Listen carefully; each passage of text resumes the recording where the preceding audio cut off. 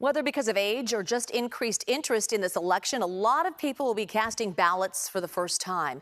And that includes members of the immigrant community who may be the first generation in their family with the right to vote. John Ramos is in the North Bay, where efforts are still underway to get more of these voters to the polls. This is the Canal District in San Rafael, the largest immigrant enclave in all of Marin County. There's enough people here that they could form a pretty powerful voting bloc, but getting them to participate in the system can be a real challenge.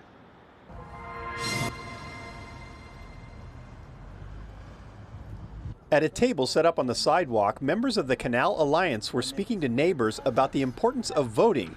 And while they may still be technically immigrants, most are not people who just arrived in this country. The fact of the matter is that for the last 10 years in the Canal, the greatest source of population increase has been coming from birth. And so, for families who have immigrated here decades ago and now their children or maybe themselves for the first time get to vote, there's a real sense of pride for being able to call themselves a U.S. citizen and being able to be a part of this democracy. That now describes Chris Parra. She arrived in this country in 2004 and just became a citizen 2 years ago. So being able to vote in her first national election is leaving her feeling nervous. I feel like nervous because I understand that this one is going to be a change, not just for me, for everyone, I was thinking like, oh my God, this is going to be like, a decision not just for me. It's like, I feel like it's a lot of people behind my back, like, okay, let's do it for everyone who doesn't have a voice. She takes that sense of responsibility to speak for those who can't very seriously, but a lot of people don't. In Marin County, slightly more than half of eligible Latinos are registered, and only about half of them actually vote.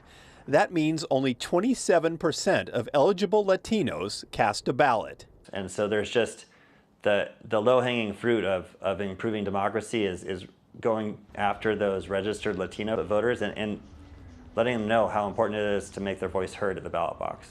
There may be reasons that go beyond apathy. Some immigrants come from corrupt countries where voting is a sham, or there could be language issues. Chris registered to vote in Spanish, but her ballot arrived in English only.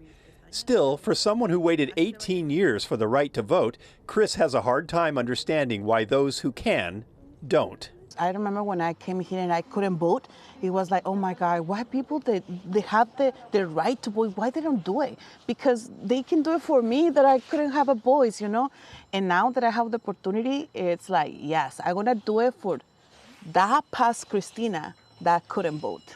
The organizers say the key to getting eligible immigrants to vote is stressing the local issues.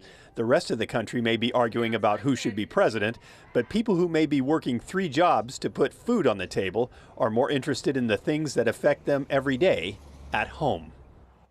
The Canal Alliance is nonpartisan and does not endorse candidates, but they say the focus on immigration in the presidential campaign has been an incentive for eligible immigrants to register to vote.